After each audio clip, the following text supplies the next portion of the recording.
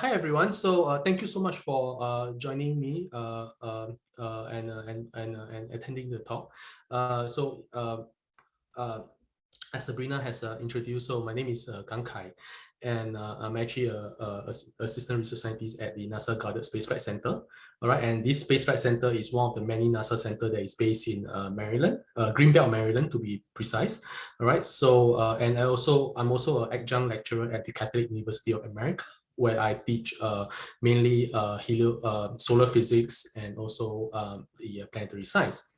All right, so today the talk is about my journey in space sciences. All right, and so I'm going to talk a little bit about how I get into space science, share with you guys my journey into going from just a regular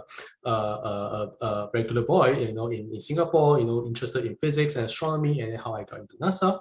And then I'll also be sharing with you some of my research work at NASA. And then last but not least, I will also introduce some of the resources. If you're interested in space, after this talk, some of the resources that you can actually look into to learn more about space, math, and physics itself. Okay, so first of all, I do want to say that it does take a village literally to kind of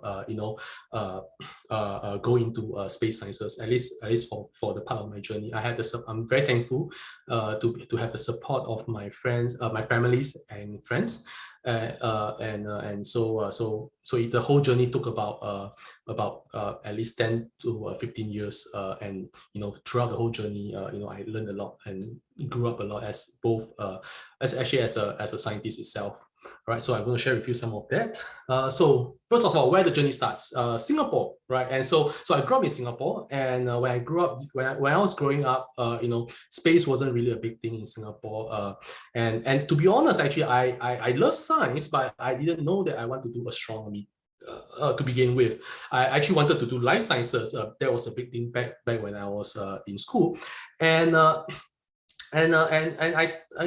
but one day, I did a class project on astronomy, and I found out that hey, I'm really interested in this, and I found out that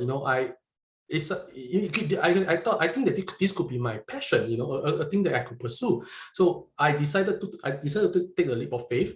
I went into physics, and really focused on physics and math, and I found out that eventually I found out that this is really something that I'm actually interested in, and so I continue pursuing this career, so-called academic path throughout my secondary school, my primary school, secondary school, and actually junior college. Okay, and so after I finished my NS, I got into the University of Colorado at Boulder. And I did my undergraduate in physics and astronomy, right? And so I was very excited, and it took me about 2.5 years to finish my bachelor's in physics and astronomy. Now, initially I thought that I just want to do astronomy. I wanted to look at the stars, study the galaxies and things like that. And that was in my first year. But in my second year, this event actually changed quite literally changed my life. It's a life-changing event. That's where actually I attended a talk by Professor Daniel Baker. You can see from his picture here. So he actually gave a seminar on the planet Mercury, and also how NASA is sending, back then, that was in 2011, how NASA is sending a mission, a satellite to the planet Mercury, and to study the planet itself. And that really piqued my interest. I was like, this is so interesting. I need to talk to him. So I reached out, and he kindly offered me a undergraduate research position at the Laboratory for Atmospheric and Space Physics that is run by the University of Colorado. And so, and that's how I got into the mission, and started really doing some research work, and that set off my future research career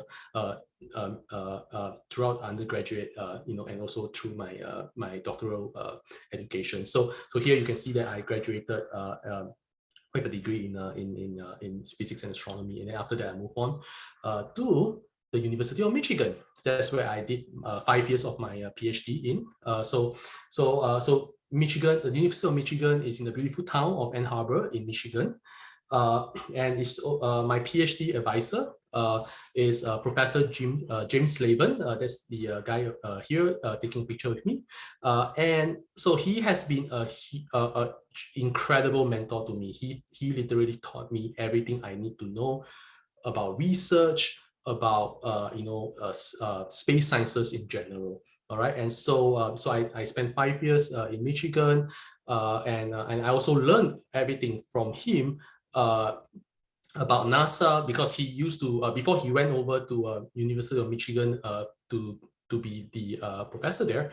He's actually the division director at NASA Goddard Space Flight Center. So he knows a lot about the in and out of NASA, and that's how he kind of imparted that knowledge to me, not just his research knowledge, but also his understanding of how the whole research industry works. So I'm very fortunate to have him as a mentor. And then I graduated, and so these are my parents, and this is my wife in the middle.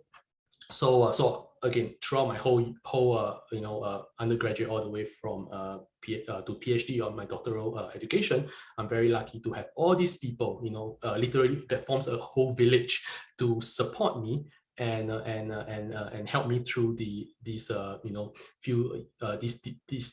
years of tough times, and so I graduated from the Department of Climate and Space Sciences and Engineering, and I got a degree in space sciences. All right. So, and then once I graduated, I went on to I took on a job as a space scientist at NASA. All right, and so this is the NASA Goddard Space Flight Center. So it's a NASA facility, research facility to be precise, in Greenbelt, Maryland. And so on here, I get to work with all different sorts of research scientists in the field. So here you can see, we're having a meeting, one of our bi-weekly meeting where a whole group of research scientists will sit together and we will discuss science. We'll discuss all the logistics, of the whole research group, and and so we are just kind of casually, chatting and posting for the pictures and things like that. So this is a whole group, and actually this was taken before COVID, so things looks a little bit different right now.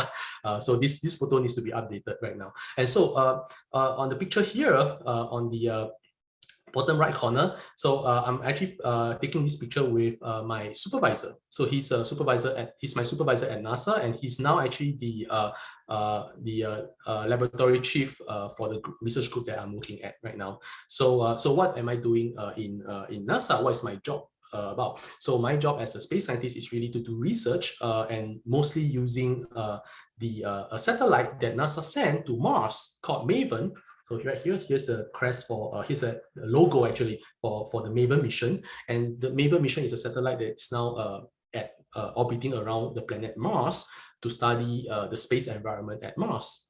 Now, during my time as a space scientist, I also kind of took up a teaching position at the Catholic University of America. And so this is a university, a private university that is in DC and Washington, DC.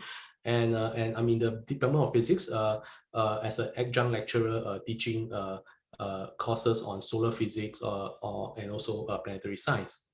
Okay, so and throughout my whole academic career, I'm fortunate enough to be able to travel to many places and to conferences and really to engage in my fellow peers in the scientific community, the research community. So here I am actually presenting my research work for the first time in an Asian Asia conference. So this conference was held many years ago in Sapporo, Japan, and so here I actually attended a scientific workshop in Portugal. This was actually a picture taken just 2 weeks ago in Hawaii, actually, and hanging out with some of my colleagues in the field. And this picture here was me presenting in a conference in Singapore. So every other year there is a Asian conference. The Asian conference will be held every other year, will be held in Singapore. So because the Asia conference is actually the conference in Asia is actually based in Singapore, and so so every other year they will come back to Singapore, but every other year they will jump to other countries within Asia itself. And this is actually a conference that I attended with my student in New Orleans, in Louisiana, in the US. And so my student is Anna Perusa, and she's actually working with me on a specific project. She started off as a summer intern at Goddard, at NASA Goddard with me, and then she moved on actually to become a full undergraduate research assistant working with me. All right. So and I also get to go to very weird places. So so this is actually this is a picture taken when I was in Finland, in a place called Rovaniemi, and so that's kind of, they call it the Santa Claus village because it's very close to the Arctic Circle, and very interesting. And this was very cool. This was actually taken in January, and you can see that there is they even have mentioned Singapore, and it's I think 9,394 kilometers away, pointing in that direction. So so I find it very interesting. So I just took this picture. So yeah. So my academic and my research career really took me to a lot of different places, and I really get to experience a lot of things throughout the years. All right, so you probably kind of hear me throwing out a lot of different terms, like astronomy, space sciences, planetary sciences, solar physics, and things like that. So what exactly are those? What are the difference? Now, basically, there are very big there are like difference, quite kind of like a big difference, so to speak. So in the sense that astronomy and astrophysics usually refers to anything that is outside of our solar system. When we are talking about galaxies, we are talking about big stars, right? And so those are astronomy and astrophysics. And that's what I actually started out wanting to do.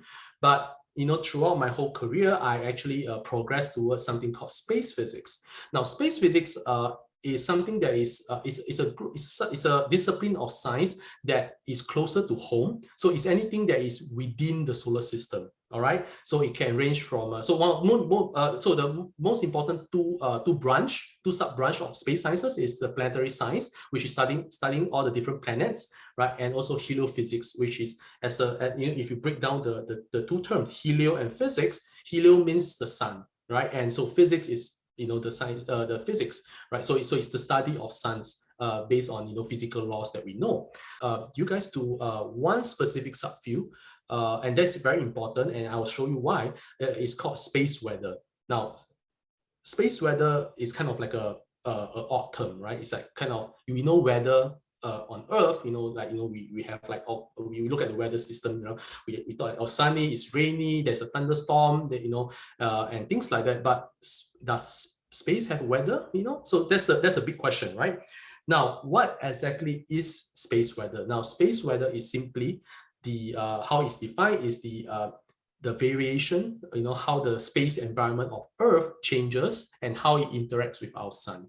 Okay, our sun is very active. As you can see here from the video here, you can see that our sun is really not a boring hot ball of plasma that we know of.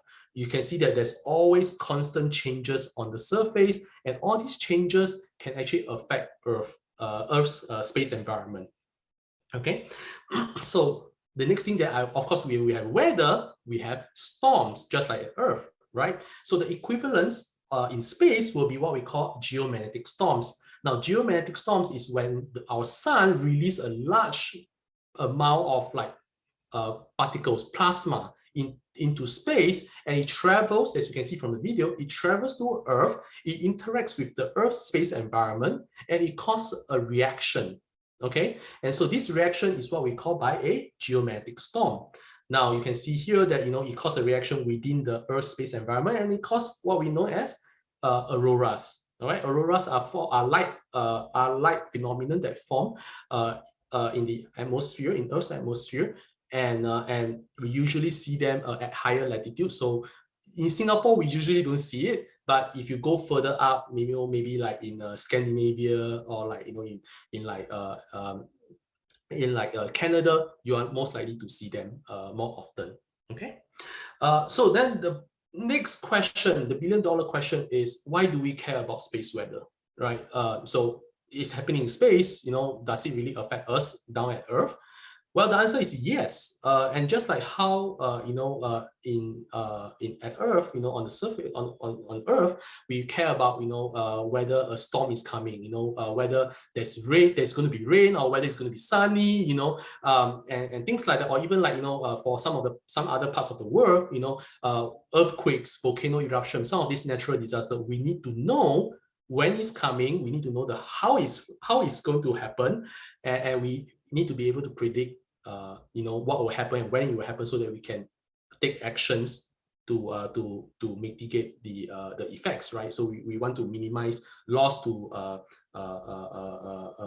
infrastructures, loss to human lives and things like that. So we want to mitigate the effects of the disaster itself. So it's the same thing for space weather. So these are some of the, this is actually a summary of the effects of space weather, how it can affect us. So some of the things that it can affect us is that because it can cause radiation, a lot of radiation in space, astronauts will not be safe. They will be constantly exposed to radiation. You have satellites up there. We have telecommunications satellites. Your GPS satellite, your telephone satellite. All these can be affected, and they can be damaged by the geomagnetic storm. Closer down to Earth, geomagnetic storm can also disrupt, anything that runs on electricity. For example, your power line, your electrical power grid system. It can actually affect even how the airplanes communicate with the radio tower. Okay, when the airplane is in flight and things like that. So these are just some of the examples of the harmful effects of space weather. Now, because of all these harmful effects, NASA actually sees its importance to understand the space weather and understand how to actually mitigate these effects, how to make sure that this does not affect us in a big way.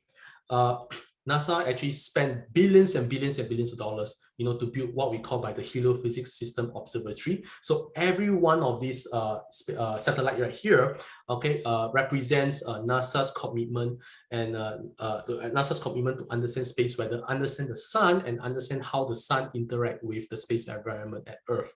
Okay, and so this is a constant thing that is going on right now at NASA, and they are really putting a lot of emphasis on that. Okay, so I'm just going to run through some of these slides about how space weather does not even affect Earth.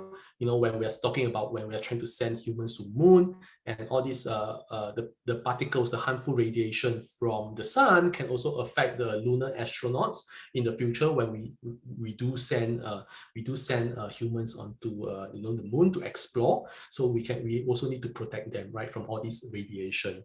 Okay, so now then in the future, people are talking about sending humans to Mars. It's the same thing.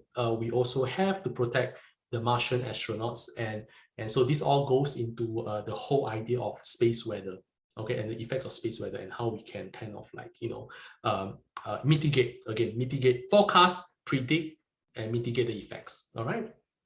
So now, hopefully after talking, going through, what is space weather, or what is space in general, or space science in general, you'll be interested in space. And if you are, the question you probably ask is, where do I start, right? In Singapore, it's very difficult to find people interested in space, or like people talking about space, or even like space as part of the education curriculum. So now then, where do we start, right? So see, these are some of the resources that I've encountered over the years, and I would like to share with you guys. So the first thing is I would like to mention is the Singapore Space Technology Limited.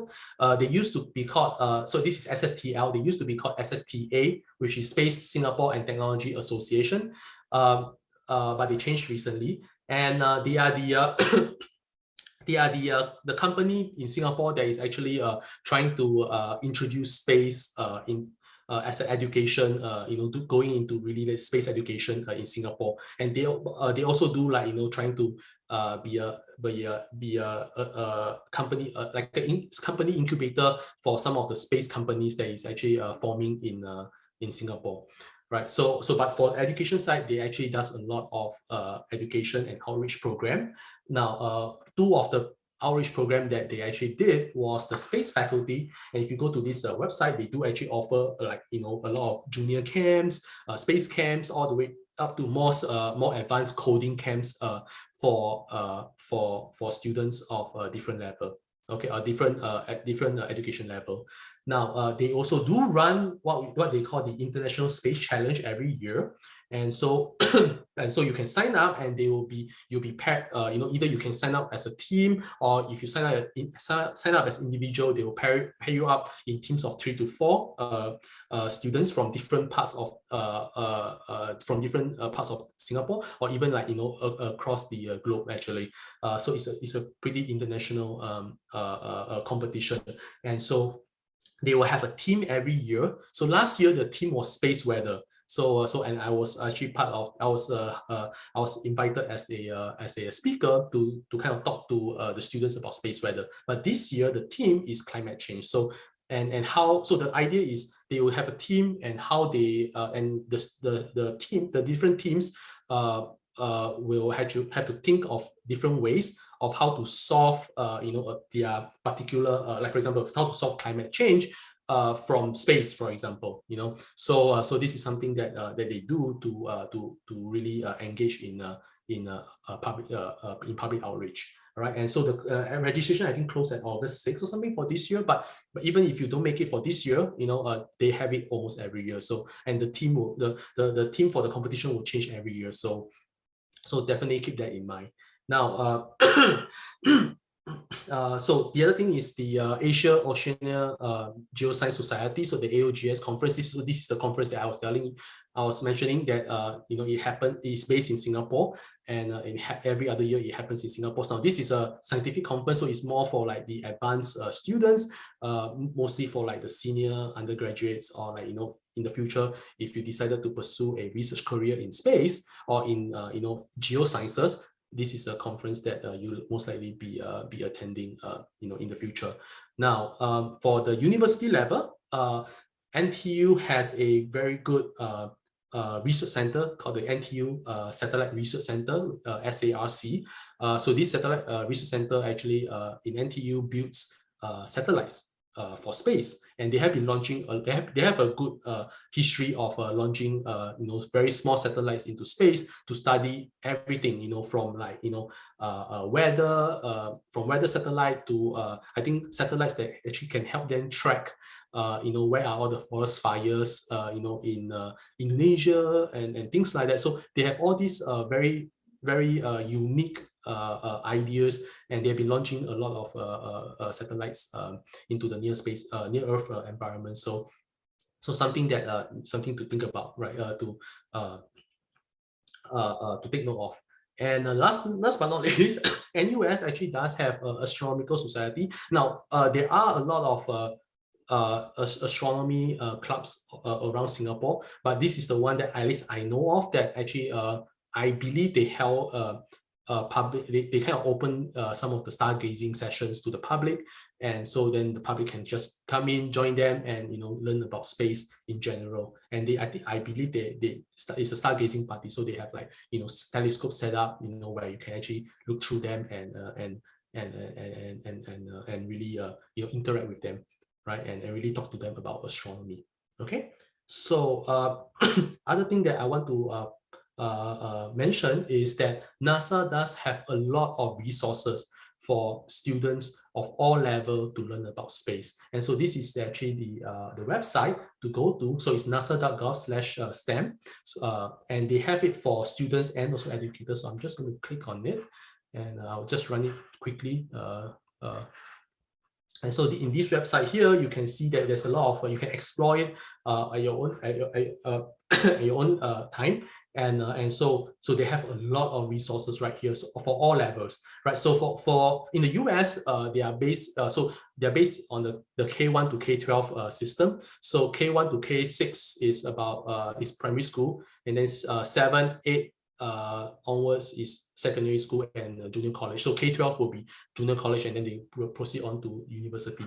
So then they have they have all these for example, there's resources for K4 education. They even have a comic drawn out, to teach about space in general, or how astronauts work in space, and they have videos. And they actually have I think not for K4, but for K5 and 6, they actually have even they give you even a very detailed step by step, what are the materials you need to kind of for example, try out what is it means to launch a rocket, for example. And they have household items, very, very simple items that and step-by-step exercise to go through and really to learn more about space. Okay, and then they go all the way up to, of course, when you go up to K9 and K12, then that's where the more difficult activities start, and that's when we explore the math and the physics part of of space. Okay, so this is something I highly recommend anybody who is interested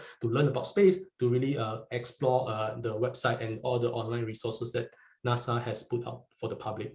Okay, and this is really all NASA's effort to really get space out into the public as part of their outreach program. Okay, all right, and that's it. That's all that I have to say. And am I good on time? Or I hope I'm good on time. I try to kind of go through them. But the timing is good. I'll open up the time for Q&A. You can unmute yourself, video on to ask your question, or you can type your question in the chat. I think I saw one question earlier from Chen Xin. Is space weather quite predictable like Earth's weather? Yes, that's a very good question. So that's a very good question. I would say it is not predictable at all. So for Earth, it is predictable because we know the science. We know, so for example, we know how the local weather system is going to be like. So we have a good sense of how maybe whether it's going to rain in the afternoon or not. But even then, you will realize that sometimes those weather forecasts might be off, right? Sometimes they say that it's going to rain, but where's the rain? It's very sunny out here. So even then, we know the science, but we still doesn't understand because nature is unpredictable. Now, for space weather is even worse. The thing is that we do not know the science. We have no idea how, for example, the sun, if you can see right here, you can see how every single feature on the sun is moving. It's very subtle, but it's moving, and every single feature on the sun is at least bigger than 10 Earth combined. And so that is how big the sun is. That's how dynamic the sun is. That's how ever-changing it is.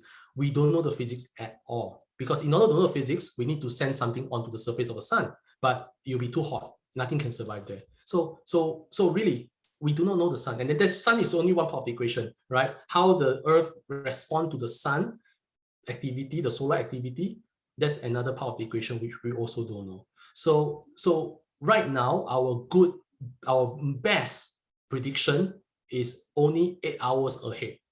So we only have 8 hours to respond to anything. So for example, to respond, if we have a storm coming from the sun, we need to shut down all the electronics on the satellite. We only got 8 hours to do that. So how do you disseminate the information from the prediction center to all the different companies to tell them that you need to shut down your satellite? We only got 8 hours. We hope to make it 24 hours ahead, but it requires a lot of effort. So that's what NASA is really wanting to do right now. And that's what they plan for at least until 2050. Oh, Beverly. I think Beverly asked a question, right, Beverly? What made you interested in space? Yes, so what makes me interested in space? That's a very good question, and that's something that is so sometimes I think back and I kind of like and I think back about some of my life choices, and I was like, what makes me where in what point in my life did I really kind of tell myself that space is really the thing that I want to do. And well, my interest in space started like very long ago when I was in primary school, and I've always interested in the stars, and like most kids, right? I mean, it's like, wow, the stars and and the moon. But in Singapore, we don't see a lot of stars, right? We only see the moon. We don't see a lot of stars, and so it's kind of like something that is not very well explored, in a child's education in Singapore at least. But for me, I get a lot of information from like some of the books that I read, in the library and things like that. So I get interested, but I found out that I like science in general. So I didn't pay at that point in time. I didn't pay much attention to it. I only know, okay, so you have the 9 planets. Back then, you were still 9 planets. Pluto is still a planet back then, and so I was like, oh, there's 9 planets. There's a sun, and then I start to collect articles, wherever I can find. I even have a scrapbook, made, when I was a kid. And then after that, when I move, when I grow older, into secondary school, the traditional education system doesn't allow me to really explore my passion.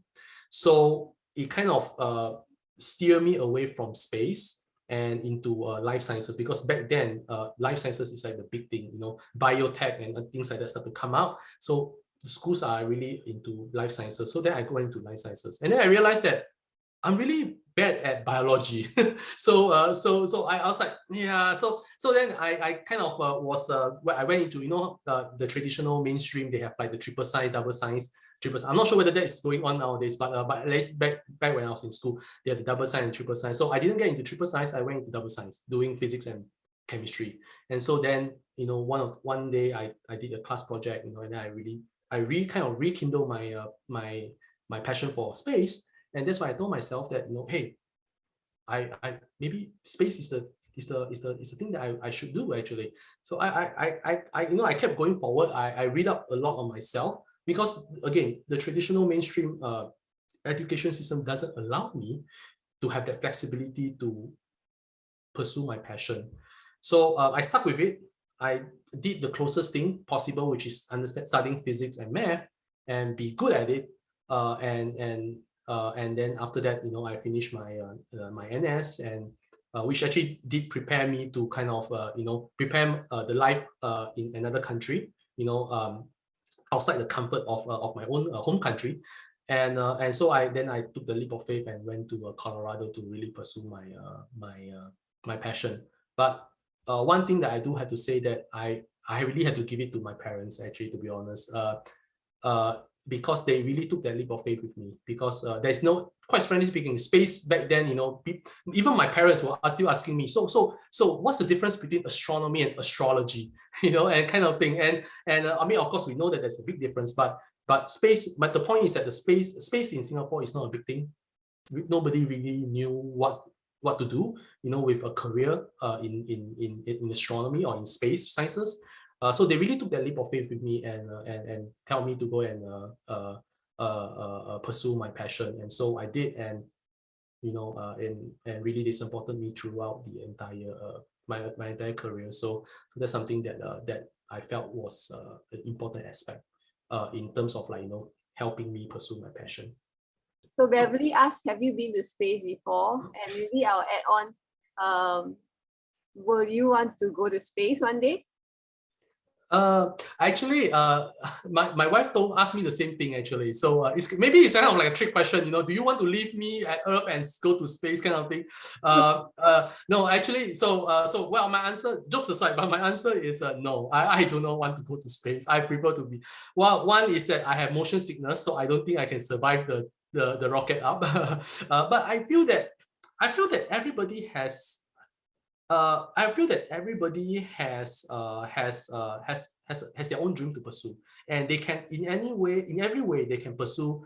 They can, whatever dream that they pursue, whatever career that they choose to pursue, it will all contribute it will all contribute in their own capacity and for example, to the whole space industry. For example, one of the most common, back in the days, one of the most common, question, right, is that what do you want to be when you grow up, when you grow old? A lot of people, when it comes to space, they talk about, oh, I want to be astronauts, right?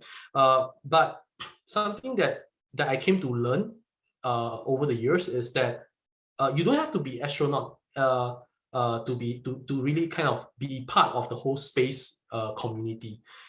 You can be a backyard astronomer looking through a telescope, understanding the stars. That is, you're also contributing to the entire space community, right? Or if you want to pursue it as a career, you can also be a space scientist. And we are always doing work that will help humanity, in general. For example, like I said, space weather, understanding the science that will help us predict, the space weather, the effects of space weather and things like that. So we are all contributing to the entire space community here. So there's a lot of different paths to achieve the same goal. And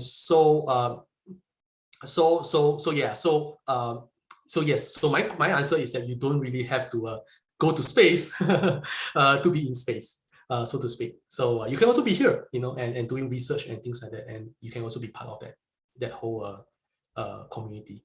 I was thinking about the skills you think are important in pursuing a career in space. I don't know, space technology or space, whatever thing that's related. Okay. What do you need to be good at? I mean, besides being curious, what are like the things that you actually have to learn also? Yeah. Okay, that's actually a very good question, actually. So of course, like as you mentioned, you're right. Curiosity is actually the most important thing. That's why, and passion is the most important thing. Now, passion and curiosity, of course, as we know, can only go so far, right? So you have to have, okay, first thing, you have the curiosity, you have the passion, and you really want to do the work, right? And put in the effort to kind of like, pursue that career. In space technology or space research, or anything related to space. Now, what are the more technical skills that we need that you need to kind of pursue that career? I would say, of course, being good in the sciences, being good in math. That's something that is important also. And right now, most importantly, actually, and kids now, children nowadays are actually getting better at this. It's actually coding, computer programming skills. It doesn't have to be very advanced. The basic programming skills will suffice, actually. Because right now everything is done through computer. The next big thing in research across the board, not just space research across the board in any other subjects, is really how do you incorporate, for example, artificial intelligence into the field, and that's something that I feel that is really the next big thing. And this is also something that I regret not learning when I was a kid. My father, the story I always tell people is that my father, he knew that computer was a big thing back then. In late 90s, he tried to get me to code, to learn programming, to learn coding when I was a kid. And of course, back when I was a kid, 10, 12 years old, the only thing that I know about computer is how to play computer game. So of course, I'm not interested in coding, but I regretted that, because right now, I have students who are so good at coding, and I wish I had realized that sooner. So computer coding is a very important skill that anyone should have, and hence I also highly encourage any student to really look into some of the online resources. You don't really have to go to a coding school to learn coding. There's tons of online resources. And they are very good, and they lay out like very straightforward and very easy to follow steps for any students to follow through. And so that's something that is something that they can explore. So yeah, but other than that, some of the technical skills, like the knowledge on so doesn't have to be strong mastery, but good understanding of math, physics, chemistry, and biology also sometimes now will be helpful to go into space technology. And biology is something that is very interesting also that's coming right now, because there are focus. I've heard people who are focusing on space medicine, right? Because we are sending astronauts to space. How are the human body how are human body going to react to the space environment? So that's all under space medicine right now. So so they also have to have a good understanding of biology. Right? Yeah. Yes, I have two questions. So the first one is, how do you respond to flat earthers? Have you ever been maybe, let's say, cornered by them in some way? And my other question is, Elon Musk's satellites are blinding the stars and stripes. So do the Starlinks affect your work? Okay, so I'm going to answer the first question first. To be honest, I haven't flat earther. I haven't come across much of that. Fortunately, my friends does actually, when they get more involved in like some of the outreach program. They do have that they do encounter such a question. I haven't personally. I did, as I shared with you earlier on before session, I did actually kind of encounter a question, about climate change and and how its relationship to the sun's activity and things like that. But yeah, I haven't encountered such a question yet. So I don't really have a response to them. I haven't prepared a response to them yet. But maybe, well, maybe if I do, I when the time comes, I will have a response to them. But flat Earth is not true. the Earth is round. That's something that we know, and that's true for sure. Now the second question is Elon Musk. Yes. So Elon Musk, Elon Musk is a visionary. I mean, he has this vision of sending out the Starlinks satellite to really provide internet technology to the whole world, right? But you are absolutely right, Don, to say that it does affect some of the astronomy work, mainly the ones who are looking at the stars through the observatories on Earth. And so one of the main concern is that when you have more Starlinks up there, they will obscure the view, and you will never. It's very difficult to kind of like differentiate between a Starlink satellite versus a star, and some of the other celestial body that you see up in the sky. The other thing is that Starlinks, when you have more Starlink, you tend to overcrowd space around Earth. So then we start to have so from a space perspective, when you start to overcrowd, it's kind of like like traffic, right, in Singapore, when during the early times, right? No, during during the normal hours, or like where there's no car, the cars can just move freely, right? But during rush hour, when you have more cars, they start to kind of either back up or they run the risk into colliding with each other. So one of the main concern with a lot of Starlink satellite is that they start to overcrowd the environment, and so now then whether or not we run into a risk of collision with other satellite, like the research satellite, or some of the satellite that people use for weather forecasting, or like communication and things like that. So some of the important satellites also. So that's something that we are always concerned about. But other than that, right now I don't think there's any problem yet. But we will have to see. It's very hard to predict right now also. And one of the things that I do want to mention is that couple I think it was a couple of months ago, some of the Starlink satellite actually went out of orbit, and that was actually we believe, the space scientists believe, that it was actually created by a very weak geomagnetic storm. And what happened was that the storm comes in, it hits up the atmosphere, the Earth's atmosphere, and then now suddenly the satellite saw increased drag, atmospheric drag, and so it caused the satellite to deorbit. And so I think out of 48 for that launch, they lose 40 of them. So that's about like $700 million loss in like less than 1 day. So that's also something that we use as a textbook example of how important space weather is to the satellites itself. So this question, let me read. In your opinion, when will life on Earth no longer be viable? Yeah. That's a very good question, actually, and I'm actually going to answer this question together with the next question by Winston and Gian about is it possible to migrate to Mars? It's kind of related, I think. So I think, in my personal opinion, I don't think the Earth will eventually, maybe if we continue down the route, it might no longer be viable, and that's where I feel that humanity will transition over to really a space civilization where we really go out there. But I don't think it will be within any of our lifetime, and it will probably be hundreds of years later. We don't have the technology right now to travel anywhere beyond our solar system within a human lifetime. So we kind of are stuck on Earth for the next at least 100 years or so.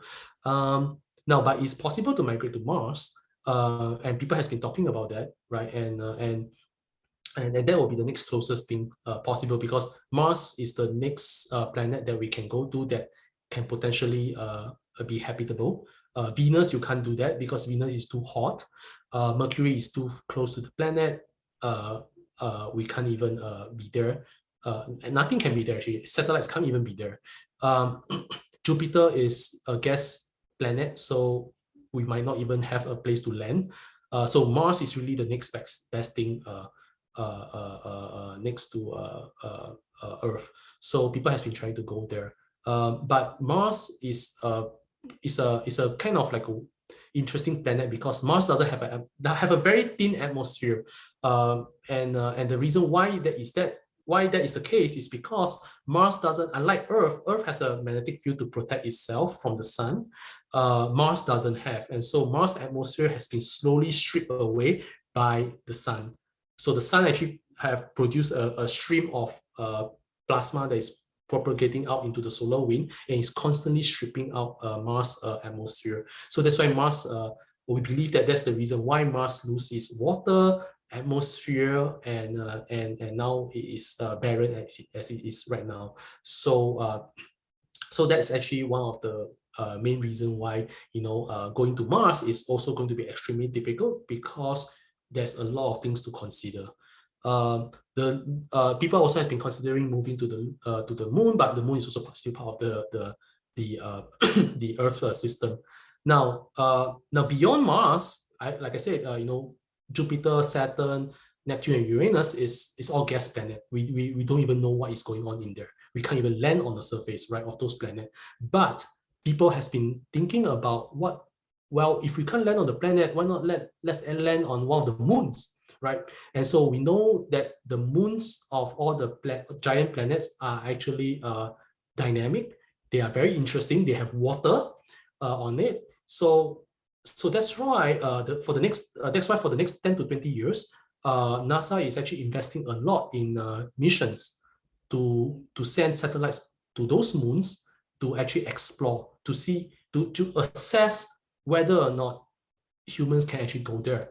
So some of the moons, I think like Europa, which is I think one of the moon in the Jupiter system. You have Titan in Saturn system and things like that, where they have actually an atmosphere and they also have water on it, and potentially water on it. So that's what they are actually trying to explore right now in the next decade or so.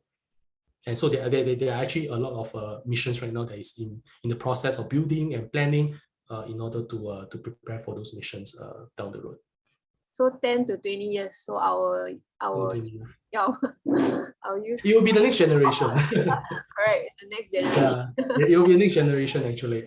Even for me, 10 to 20 years, I'll be quite old already. So so it's actually really up to the next generation. But it's very important though. I always tell people that just like how I always tell people that I stood on the shoulders of giants, and back then they are really they really they are the good scientists. They really think ahead and they really prepare for the future generation. And so it's a cycle. And so now when it's my turn to kind of do that, I have to make sure that me and a lot of my colleagues in the field, we actually are trying to really broaden the whole to really pursue the idea to make space education accessible to everyone, not just to a small group of people, or even small group of students from a specific country where they have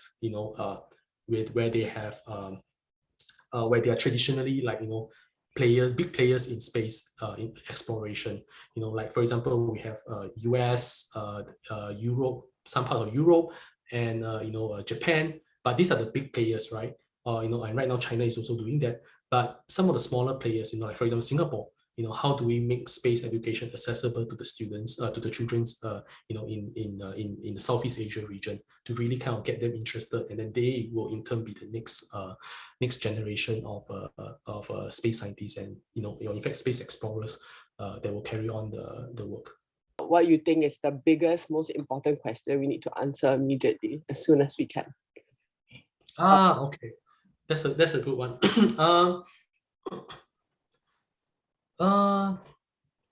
That's a good question. In terms of scientific question, of course, I would say understanding space weather is important, and that's what my work revolves around. And trying to understand space weather, and the whole interaction between the sun and Earth and other planets. That's what my research is, and then I feel that is actually the most important science question that we should answer right now. And that's what NASA has been focusing on also, right? Besides some of the other lunar program that NASA is also running in parallel. So these are the science research questions that should be answered.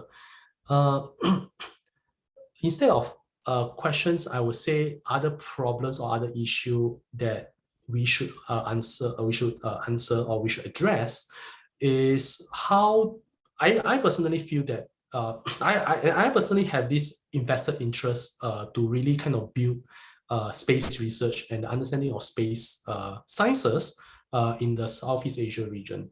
I feel that it's something that is an area that has not been fully explored, and we have a lot of potential in the Southeast Asia region. We have a lot of great engineers, scientists, across all different fields, right? And so this is the manpower that we can also tap on and really kind of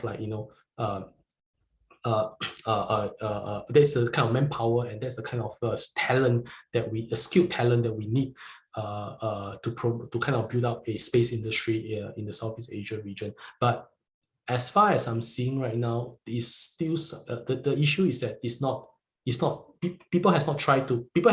I mean, within Southeast Asia region, there hasn't been a huge enough emphasis on that to build up that kind of skilled workforce. So I hope that in the future that issue can be addressed. And in the meantime, I'm also kind of very interested to engage in outreach program to especially within the Southeast Asia region, to really kind of promote space sciences in general.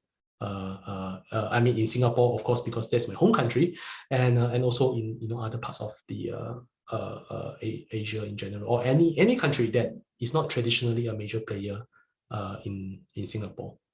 Yeah, and I do want to kind of say one last note, is that I think this is how I feel. Passion is very important, and to pursue any career. And in my experience, besides the support of my own family, I feel that through the tough times, and sometimes pursuing an advanced degree, or even going through college, and uni, and then pursuing advanced degree, is actually what is not commonly mentioned or discussed is the amount of hard work that has to be put in, the amount of sleepless nights, and coffee that I have to drink. So much so that I was so addicted to coffee, and all the effort that has to put in to achieve that, and passion is very important. And very important that factor that keeps me going through. And so I will say that for students, right, who really are passionate about anything, and really to pursue a certain specific career, not just as space, anywhere else, having that passion is very important, and really push forward to pursue that, and anything is possible. And most importantly is that, there's no straight path to certain things. I think I mentioned to Sabrina earlier on, is that our education system kind of tell us that we kind of put us in a straight path, a linear path towards a specific career. And that has been evident in a lot of educations throughout the years, right? I mean, Singapore education does actually do that and place you into certain bins, and doesn't, like I said, doesn't allow a lot of flexibility. But most importantly, that I want to let people know, let students know, is that there's no straight path to anything. You can take a huge detour, but you can still come back at this point that you set out yourself to be at, as long as you don't lose sight of the destination. So, and quite frankly speaking, sometimes I've also find my path not very linear at all. For example, because I want to pursue a career in astronomy, but I end up, there's no astronomy classes for me to take, so I end up unlike some of my peers in the US, where they have like courses, they have more resources, they have more opportunities in that, which is something that I don't get. But I followed another set of path, and eventually I realized that I did get to a point that I want to be. So there's no straight path, and so just don't give up. My point is, don't give up. And once you set your sight on something, go for it, and there could be a lot of ways to do certain things. So that's my last takeaway, the last point that I want to share with everyone.